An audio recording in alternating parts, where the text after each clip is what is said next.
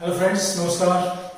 In this video, we are going to discuss the thermodynamic relationship between the chemical energy and electrical energy produced by a chemical cell. So we know the meaning of thermodynamics. So it is a science in which we study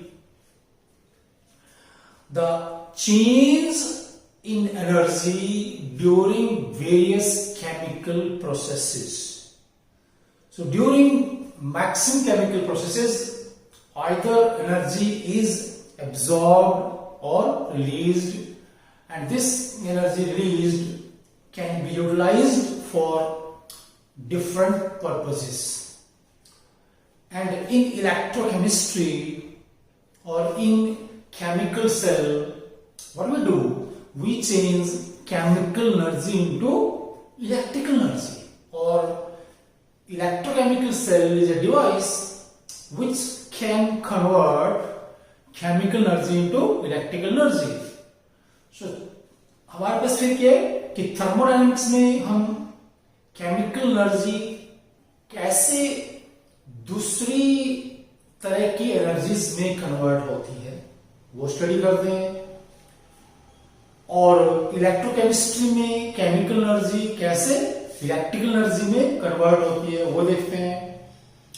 और यहां पर हमने क्या देखना है कि जब किसी सेल में केमिकल एनर्जी इलेक्ट्रिकल एनर्जी में कन्वर्ट होती है तो वहां पर जो वेरियस थर्मोडायनेमिक वेरिएबल्स हैं या थर्मोडायनेमिक प्रॉपर्टीज हैं वो कैसे चेंज होती है।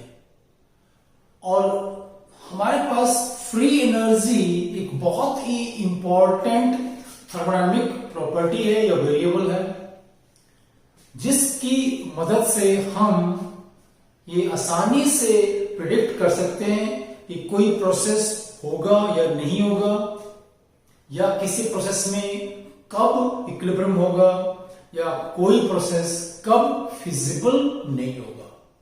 तो ये तीन चीजें हम जानते हैं कि यदि किसी प्रोसेस के दौरान डेल्टा जी फ्री एनर्जी मतलब change in free energy right घटता है, कम होता है, ठीक है, उसमें क्या बोलेंगे लेस देन जीरो का मतलब क्या है कि delta G negative, the process is spontaneous, and if delta G is equal to 0, so there is an equilibrium in the process, and if delta G is more than 1, right, the process is non-spontaneous or the process does not occur. So during a chemical cell, the chemical energy converts into electrical energy. So electrical energy is electrical work done when in a chemical cell, say n number of mole of electrons complete one circle, right? और जो हमारा electrochemical cell है उसमें one circle का मतलब क्या है कि अब देखिए कि अगर हम सबसे सिंपल सेल की बात करें जो कि हमारा क्या है गैल्वेनिक सेल है या डीनल सेल है या लैग्रेंजी सेल है, जिसमें हमारे पास जिंक और कॉपर इलेक्ट्रोड होते हैं। यहां देखिए ये हमारे पास क्या है, यहां पर 1 मोलर जिंक सल्फेट सॉल्यूशन है और दूसरे बीकर में 1 मोलर कॉपर सल्फेट सॉल्यूशन है। यहां पर ये कॉपर प्लेट है, यहाँ पर जिंक प्लेट है, और दोनों को हम क्या है ऐसे वोल्ट मीटर के थ्रू ऐसे कनेक्ट कर देंगे और साथ डाल देंगे साल्ट ब्रिज। और जानते हैं कि यहाँ पर 1.1 वोल्ट का इलेक्ट्रिकल करंट पैदा होता है, और इसमें जो रिएक्शन होगी यहाँ पर, so zinc solid plus copper 2 positive aqueous is equal to zinc 2 positive aqueous plus copper solid. This is the redox reaction. यहां से क्या है, ये जो जिंक है इसमें यहां पर 2 मोल इलेक्ट्रॉन्स के इन्वॉल्व है। यहां पर एक बैलेंस केमिकल रिएक्शन हम देख रहे हैं। तो जिंक के हमारे पास क्या है, 1 मोल एटम्स में से 2 मोल इलेक्ट्रॉन्स रिलीज होंगे, ठीक है, और वो इलेक्ट्रॉन्स यहां से, ठीक है, तो जितना हमारे पास ये जिंक प्लेट डीप यहां से इलेक्ट्रॉन्स यहां ऐसे zinc atoms undergo oxidation, okay, and the 2 electrons are produced, 2 mole electrons क्या है, ऐसे मूव करते हैं यहां से पूरा, ठीक है, और यहां से इसमें रीडिंग आती है, the current is 1.1 volt.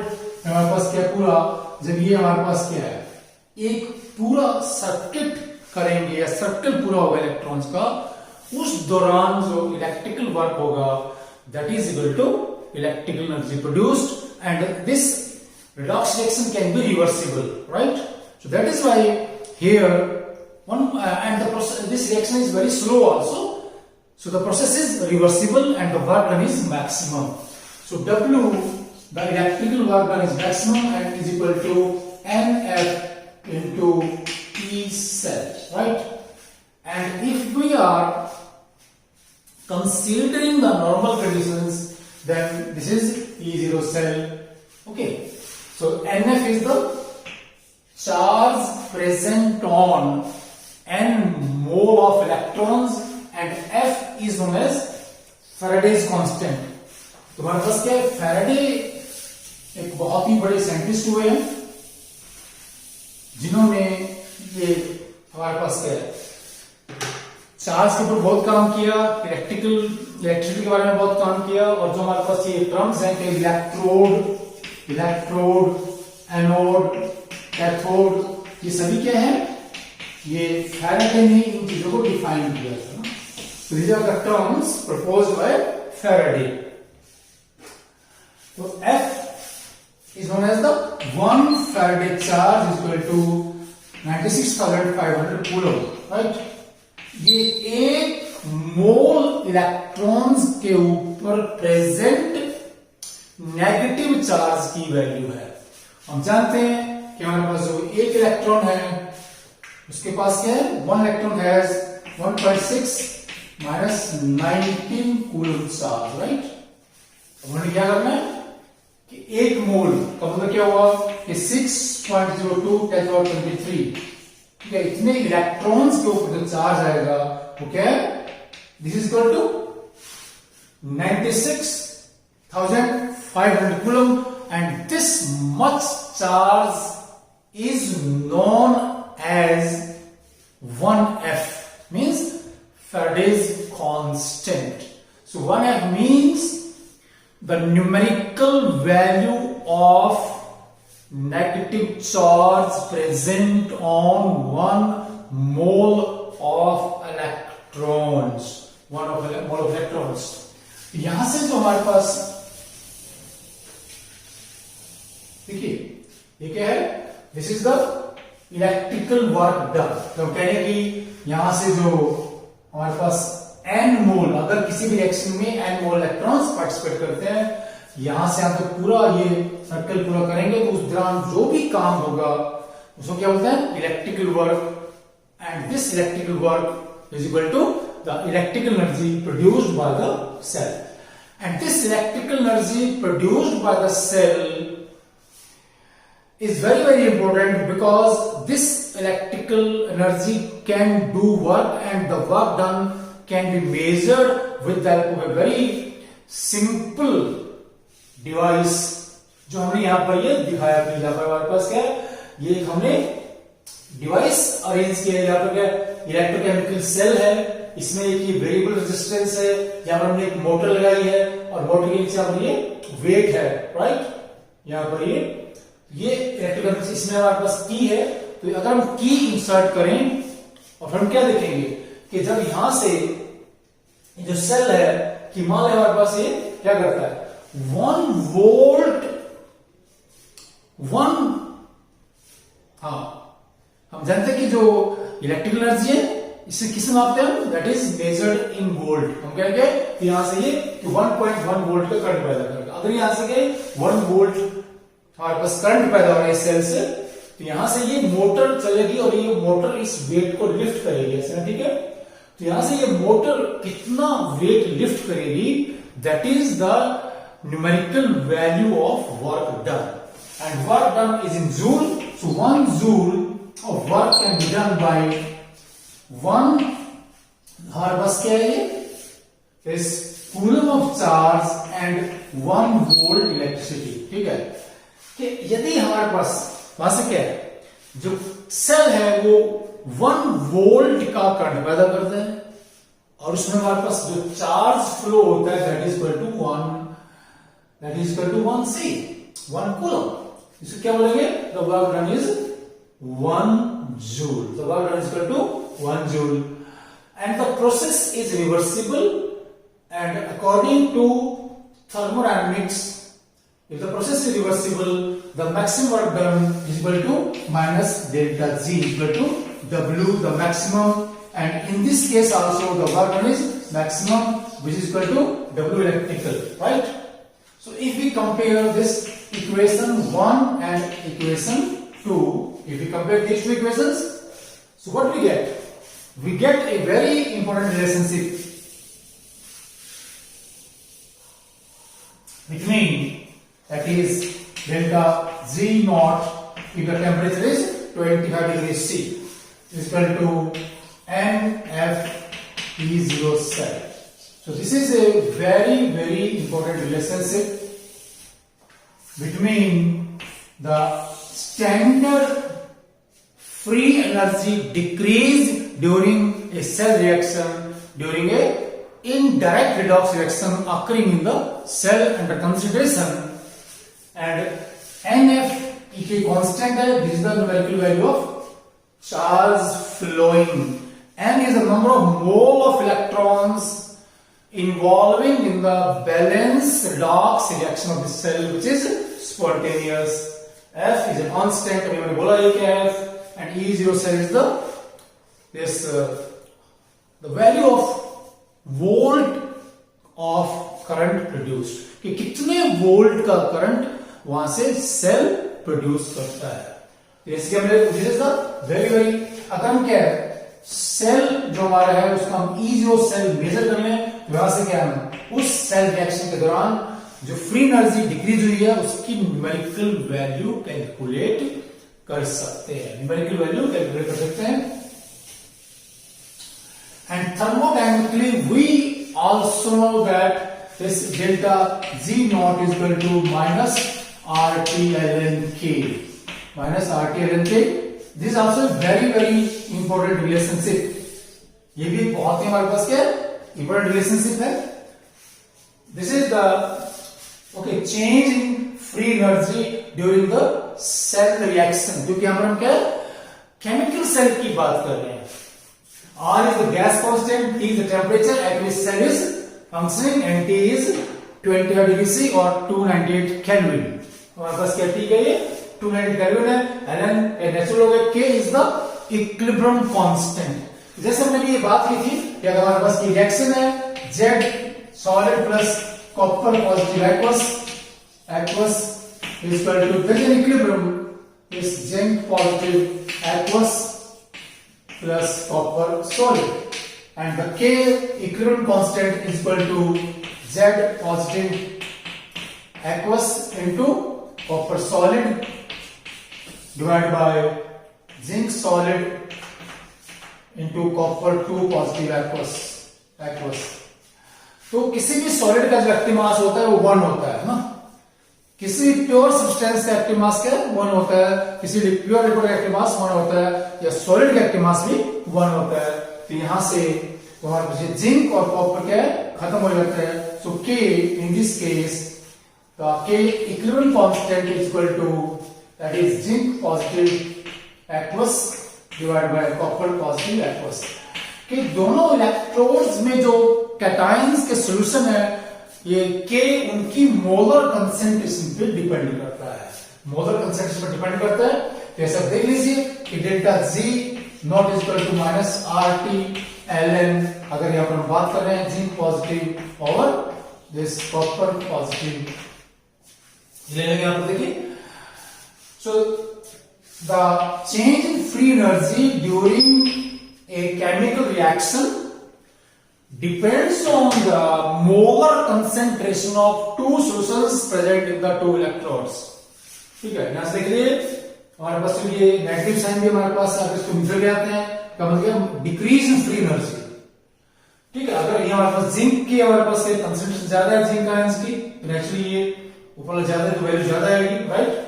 Free energy में डिक्रीज ज्यादा होगा और ये कह सकते हैं कि इलेक्ट्रिकल एनर्जी ज्यादा बनेगी, इलेक्ट्रिकल एनर्जी ज्यादा बनेगी। तो यहां से हम फिर क्या देखिए, ई जो सेल और जो आपका इक्विलिब्रियम कांस्टेंट है उसमें भी रिलेशनशिप यहां से हम लिख सकते हैं अगर हम दोनों इक्वेशंस को यहां पर कंपेयर करेंगे तो।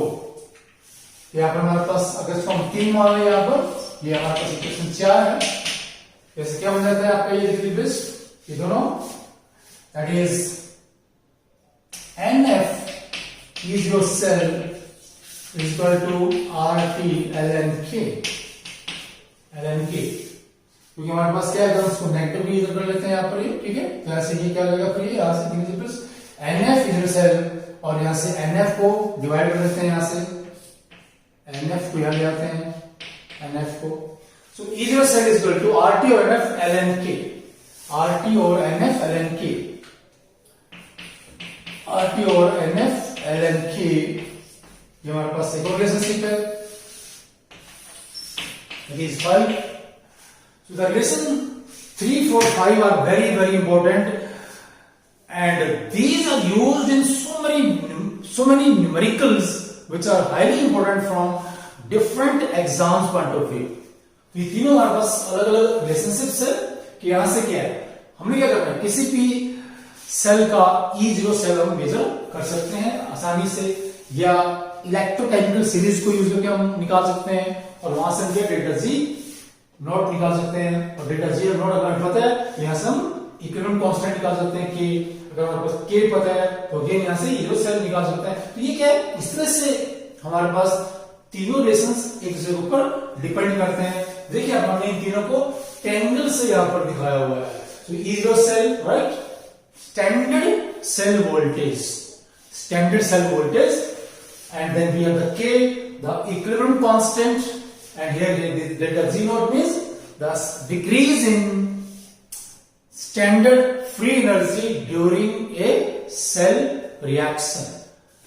So if E0 cell is positive for any cell, delta G naught is negative means the cell reaction is spontaneous, कि जैसे ही दो इलेक्ट्रोड को जोड़ करके हम साल्ट ब्रिज डाल करके सेल बनाएंगे उसमें रिएक्शन होगी, सेल काम करेगा और E0 सेल वोल्ट का करंट प्रोड्यूस करेगा और वहां से हम क्या है उस तरह से उसका इक्विलिब्रियम कांस्टेंट हम यहां से कैलकुलेट कर सकते हैं, क्योंकि हमें R पता होता है, T पता होता है, N और F ये कांस्टेंट है, क्योंकि किसी भी सेल रिएक्शन में किसी भी केमिकल सेल की जो रिडॉक्स रिएक्शन है उसमें N भी कांस्टेंट होता है।